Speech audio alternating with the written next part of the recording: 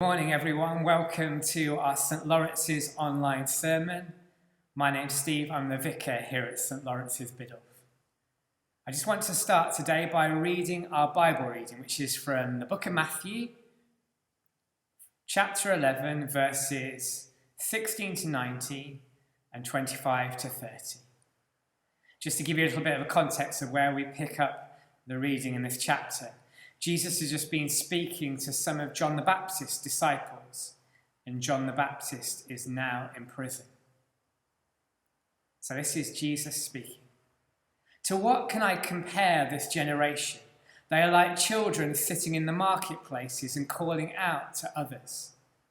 We played the pipe for you, and you did not dance. We sang a dirge, and you did not mourn. For John came neither eating nor drinking, and they say he has a demon. The Son of Man came eating and drinking, and they say, here is a glutton and a drunkard, a friend of tax collectors and sinners. But wisdom is proved right by her deeds. At that time Jesus said, I praise you, Father, Lord of heaven and earth, because you have hidden these things from the wise and learned, and revealed them to little children. Yes, Father, for this is what you are pleased to do. All things have been committed to me by my Father. No one knows the Son except the Father, and no one knows the Father except the Son, and those to whom the Son chooses to reveal him. Come to me, all who are weary and burdened, and I will give you rest. Take my yoke upon you and learn from me. For I am gentle and humble in heart, and you will find rest for your souls. For my yoke is easy and my burden is light. This is the word of the Lord. Thanks be to God. To what can I compare this generation? They are like children sitting in the marketplaces and calling out to others. That's how our Bible reading starts. In the days that Jesus walked this earth, you need to remember there were no adventure playgrounds or soft play centres or parks. The markets were where everyone met, and it's where the children played while their parents worked or shopped. Jesus compares his contemporaries to the society in which he walks and lives, to children calling out to each other in the market. I wonder if you've ever watched with fascination as a group of children have negotiated their different ideas on what they want to do. It's chaotic, it's noisy, it's a bit all over the place. I want to play I Spy. No, I want to play British Bulldog. I want to play, well, it could be anything, couldn't it? And there's, well, if you're not going to play it, I'm not going to play with you, and come on, all that kind of negotiation goes on. Jesus says this generation is like a bunch of children in the marketplace. You're all over the place, and while he's calling a spade, he says to the gathered crowd, you're fickle people. Verse 17, we played the pipe for you, and you did not dance. We sang a dirge, and you did not mourn.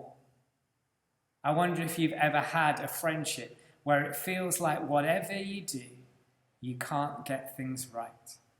I wonder if you've ever had the soul demoralizing experience of having a boss who, no matter what you do, they always find fault. Or just as you're getting going on a project or a task, they sweep in and move the goalposts, and then try to say that you haven't listened, when the reality is they've just changed their mind again, as they always do. I wonder if some of you have had the trickiness of a parent or a sibling or a friend or a colleague who always finds something to criticize. Just instinctively, they seek to pull you down rather than to see you as you really are. I hope you haven't had too many of those painful experiences. But if you have, they give you something of a taste of why Jesus says the crowds are fickle. Verse 18, for John came neither eating nor drinking, and you say he has a demon.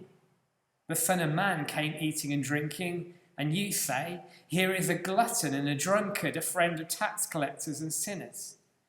But wisdom is proved right by her deeds, says Jesus.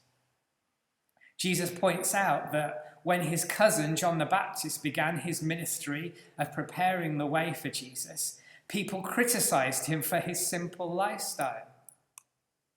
John set himself apart out in the wilderness. He called people to repentance, to a reappraisal of how they were living. He called them to reconnect their lives with the calling they received as the people of Israel. I wonder if for a moment you can picture John the Baptist in your imagination. And maybe to help you with that, let me read to you how he's described earlier in the book of Matthew, this time in chapter 3. In those days, John the Baptist came preaching in the wilderness of Judea and saying, repent, for the kingdom of heaven has come near. This is he who was spoken of through the prophet Isaiah, a voice of one calling in the wilderness, prepare the way for the Lord, make straight paths for him. John's clothes were made of camel's hair, and he had a leather belt around his waist. His food was locusts and wild honey. People went out to him from Jerusalem and all Judea and the whole region of Jordan. Confessing their sins, they were baptized by him in the river Jordan. John's appearance was wild and basic. I imagine his hair was long, his camel hair clothes tatty. I imagine his skin was tanned and hardened by the unrelenting sun and the constant dust. But surely that's just the reality for anyone who lives out in the wilderness. But how did people respond to him? Well, as we've just heard, and as we read in the Bible, many people sought him out and listened to his message. They heard a call to spiritual renewal, a call to restore their hearts to humility and true worship of the living God, and they responded. They were baptized as an expression of their remorse and of their resolve to change. But what about those who didn't come to listen? Well, surprise, surprise, they didn't hear, or at least they didn't listen. He's clearly someone demon-possessed, they said. That's a heavy charge. And on what basis do they make this huge statement? Well, the fact that he doesn't eat or drink as they do, but he fasts, that he lives off a diet of what is available in the wilderness. But then what do these same critics of John say of Jesus, as Jesus points out? Jesus does eat and drink as they do. Unlike John, he comes into the towns and the villages. Where John lives on the margins, Jesus lives in the midst of the everyday life of fishing and farming and commerce and synagogue worship. And yet, what is the mud that they sling at him? Oh, he's a glutton and a drunkard, a friend of tax collectors and sinners.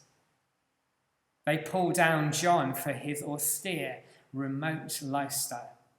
They pull down Jesus for his accessible, approachable lifestyle.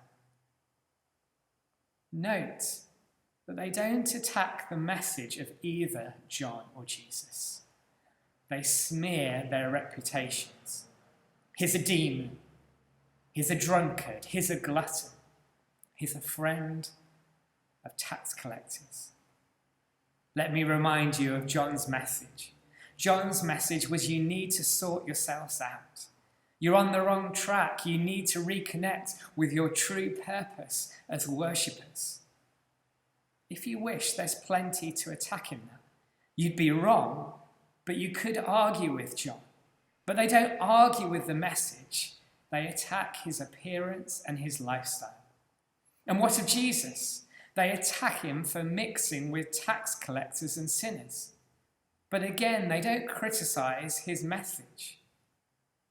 What is the effect of Jesus spending time with these corrupt tax collectors and sinners?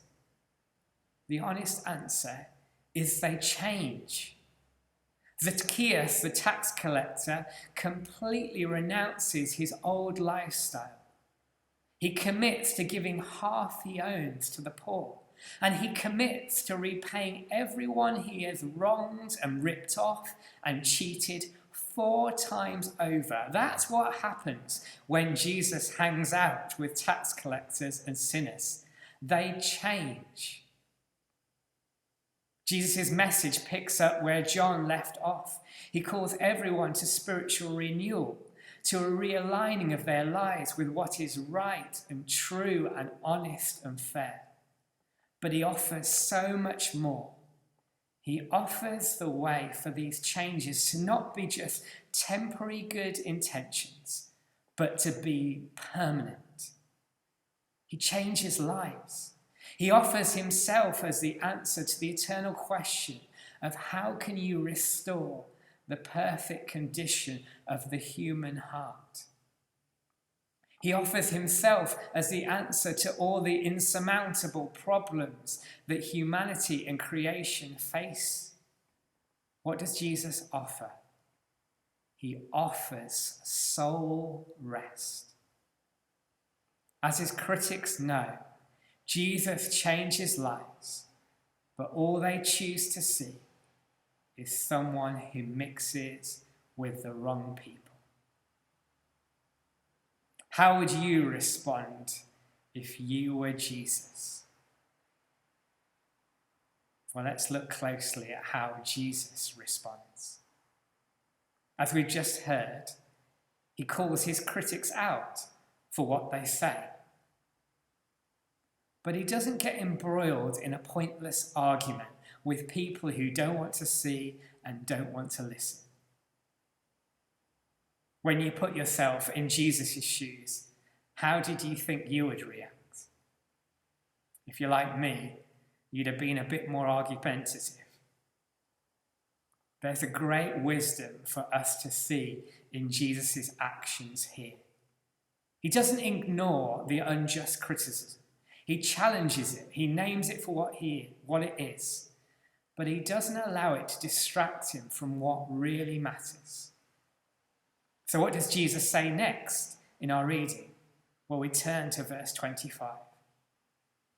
At that time, Jesus said, I praise you, Father, Lord of heaven and earth, because you have hidden these things from the wise and learned and revealed them to little children. Yes, Father, for this is what you are pleased to do. There is an arrogance in the human heart that has been clouded by sin. A dismissive independence, a cynical coldness that wants to see in John the Baptist a demon-possessed charlatan, and in Jesus a womanizing drunkard. Neither charge has any credibility to the facts, and yet some will choose to see only what they desire to see. Jesus says it's not the self-proclaimed worldly wise, it's not the hard-nosed cynic that see things as they truly are, but it is the children who really see things as they are. Now, as any parent will testify, children are not all innocent and light. If you've been home educating, you might have experienced that. But just as when Jesus walks the earth, although we know that they're far from perfect, we do get that sense of innocence. When we watch on the news Greta Thunberg, when I talk to my children about poverty or racism or injustice or asylum seekers, they just see things clearly. They watch on the news about the benefit system, and when you as an adult try to explain that some grown-ups are suspicious and fearful about people milking the system, my children see it simply. It's a good thing to help others who have fallen on hard times. So if there's sometimes some people who abuse the system, it's still so much better that there should be help for those who are desperate and need it. They watch Greta Thunberg and all the discussion about the climate crisis we face, and they see it as it is. We must change how we live. And as that adult, I agree with them. But you find yourself saying, or at least thinking, but it's not as simple as that. You can't just change everything overnight. And they say, why? And in the big picture, they're totally right. Again, there's a simple clarity. We must change. It's the right thing to do. Now, don't get me wrong. My children are like your children or like your grandchildren. The next time it rains, they're still for jumping in the car. They're not angelic paragons of virtue. They're ever so human.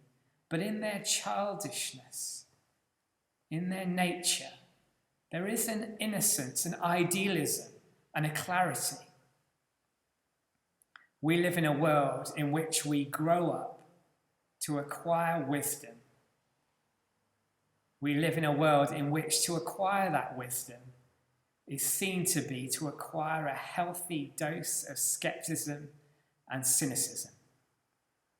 A sort of philosophy of once you can see the catch, once you can look out for yourself before you think of others, once you can see something that is good and find its faults, then you will be a man, my son. Jesus is really clear. This thinking is wrong. That's not wisdom. To be worldly wise, as some people might put it, is not what it is to be eternally wise. Jesus says that it is to the little children that his Father has revealed the full blessing and revelation of who Jesus is. As Jesus has already pointed out, those who don't want to see him for who he is will choose to see what they want to see. Jesus, the great teacher, Jesus, the miracle man, reduced to a glutton,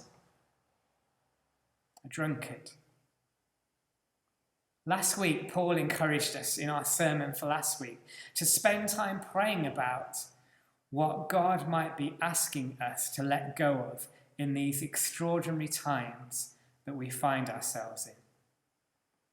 I hope that all of you who watch this sermon will not think of Jesus as a womanizing drunkard, but I know that some of you will have your own way of dismissing Jesus or enabling yourself to somehow not explore him for who he really is and what he stands for. You don't need to tell anyone. You don't need to tell me. But I would really encourage you to do the wise thing, to let go of that cynicism, whatever label you would place upon him that you might not have to truly examine him.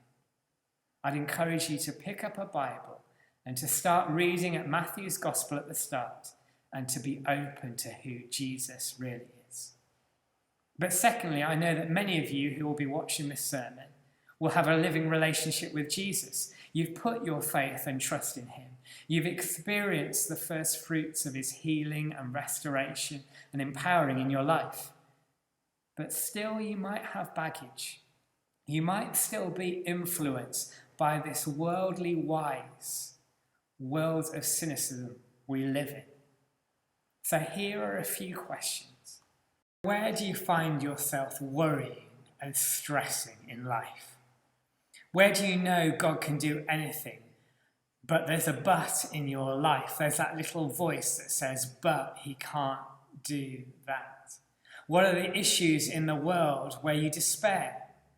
What are the personal things in your life where you think, God can do anything, but he couldn't do that? God can do anything, but he can't change them. God can do anything, but he can't change that in me. God can do anything, but he'll never change that.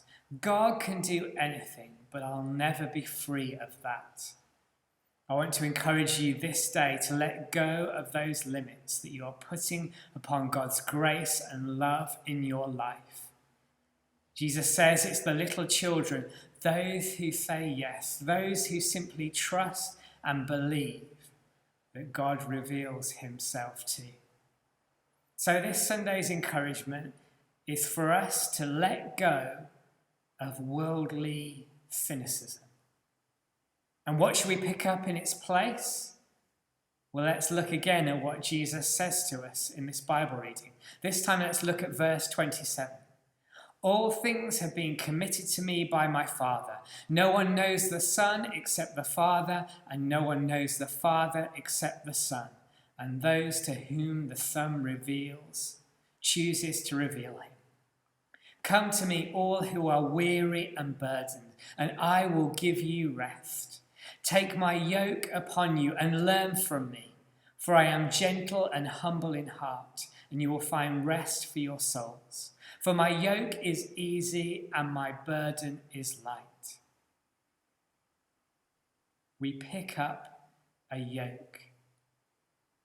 Come to me, all who are weary and burdened, and I will give you rest. Take my yoke upon you and learn from me, for I am gentle and humble in heart, and you will find rest for your souls. For my yoke is easy and my burden is light. I'm sure you'll all know, but just in case, a yoke is a wooden sort of collar that in Jesus' day would have been on the shoulder of two oxen to enable them to work together as a team to pull a plough. But look at how this yoke is described. It's a yoke for the weary and burdened that will give you rest. Jesus says, come to me, take my yoke upon you, learn from me, for I am gentle and humble in heart. Worldly wisdom, cynicism, causes us to be isolated, to go it alone, to be suspicious of help. That's what drains us and wearies us in life. Worldly wisdom leaves us weary and burdened. Life is hard when you go it alone, because we were never meant to go it alone. I've never ploughed a field with oxen, you'll be surprised to hear, but let me give you another picture of something that I have done. I wonder if you've ever had the challenge of moving a sofa or a large wardrobe up a flight of stairs. You obviously need two of you. And because I'm short, whenever I'm in that situation, I always end up being the one who gets the awkward bit of going up the stairs first, because you end up bent double. But here's the thing. The person who comes up second ends up taking most of the weight as we're climbing up the stairs with the wardrobe together. When we're yoked with Jesus, life can still be challenging. It can still be hard. But Jesus takes the strain. He gives us soul rest. He's the one taking the weight of the wardrobe on the stairs. Being wise isn't about being worldly wise and cynical. Being wise is knowing that you need help and letting Jesus help you. Not pushing ahead of him or pulling back against him. Not straining to do it on your own, but going his way. That's the way that you'll find there is rest for the burdened and for the weary. Soul rest comes from being yoked with Jesus.